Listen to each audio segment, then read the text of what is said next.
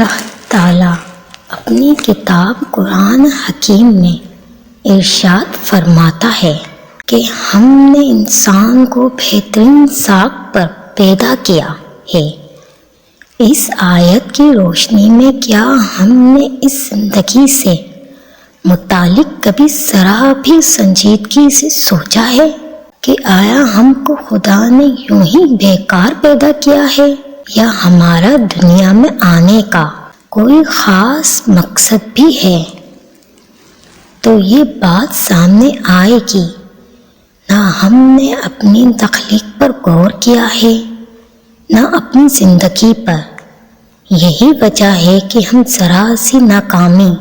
اور ذرا سے دکھ اور تکلیف سے مایوس ہو کر اور ڈر کر اپنی زندگی کو ختم کر رہے ہیں،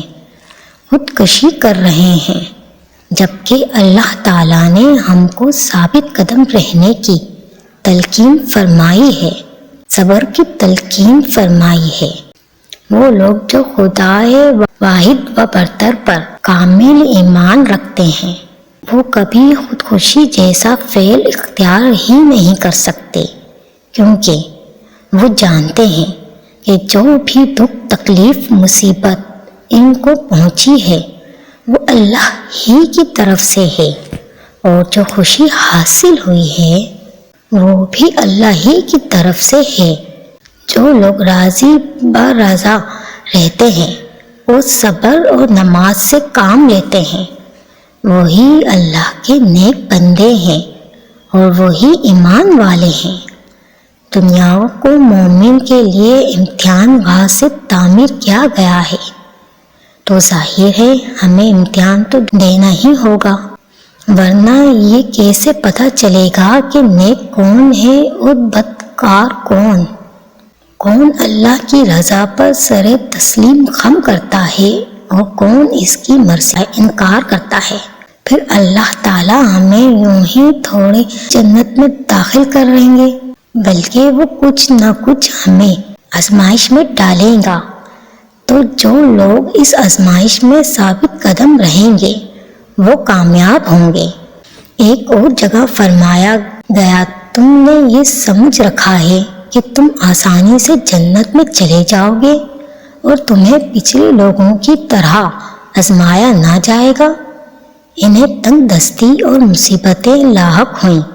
یہاں تک کہ رسول اور اس کی ساتھی پکار اٹھے کہ اللہ کی مدد کب آئے گی۔ اور ہم دنیا کے حالات کا جائزہ لیں تو یہ بات ہمیں روز روشن کی طرح عیاں نظر آئے گی کہ آج چار جانب سے امت مسلمہ پر جو باطل قومیں ظالم و ستم کے پہاڑ توڑ رہی ہیں اور ہماری دعائیں بھی قبول نہیں کی جا رہی ہیں، اس کی بڑی وجہ یہی ہے کہ اللہ تعالیٰ سے جیسا تعلق ہمارا ہونا چاہیے تھا ویسا نہیں ہے۔ جس راستے کی اس نے رہنمائی کی تھی، اگر اس راستے کو ہم نے چھوڑ دیا تو یقیناً ہم خسارے میں تو پڑیں گے ہی۔ آج جس راہ پر ہم چل رہے ہیں وہ راستہ ہمارا اپنا چنا ہوا ہے، تو پھر کسی دوسرے کو ان حالات کا دوش کیوں دیں؟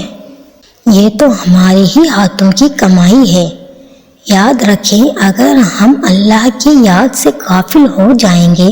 تو وہ بھی ہمیں حالات کے حوالے کر دے گا۔ جب ہم اس کے راستے پر چلیں گے تبھی وہ ہماری مدد بھی کرے گا، کیونکہ اللہ تعالیٰ اپنے دوستوں کی مدد کرتا ہے۔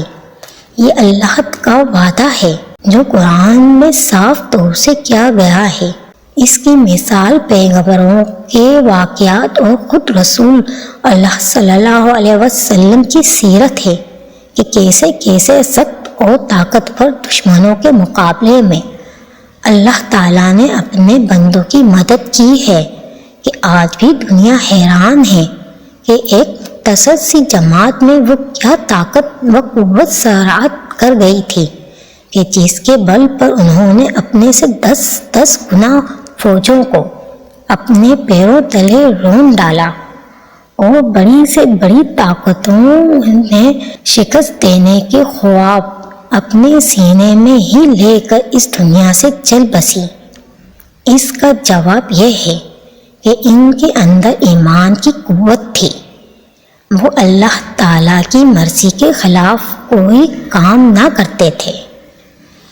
اور اللہ کے لیے ہی جد و جہد کرتے تھے، اللہ کے کلمے کو بلند کرنے کی فکر میں لگے رہتے تھے۔ اگر آج ہم بھی ان مصحف حمدہ سے کبھی کچھ سبق حاصل کر لیں، اللہ کی رسی کو مضبوطی سے تھام لیں، تو اللہ تعالیٰ بھی اپنا وعدہ نبھائے گا اور وہ ہر حال میں ہماری مدد کرے گا، کیونکہ اللہ کا وعدہ کبھی چھوٹا نہیں ہو سکتا۔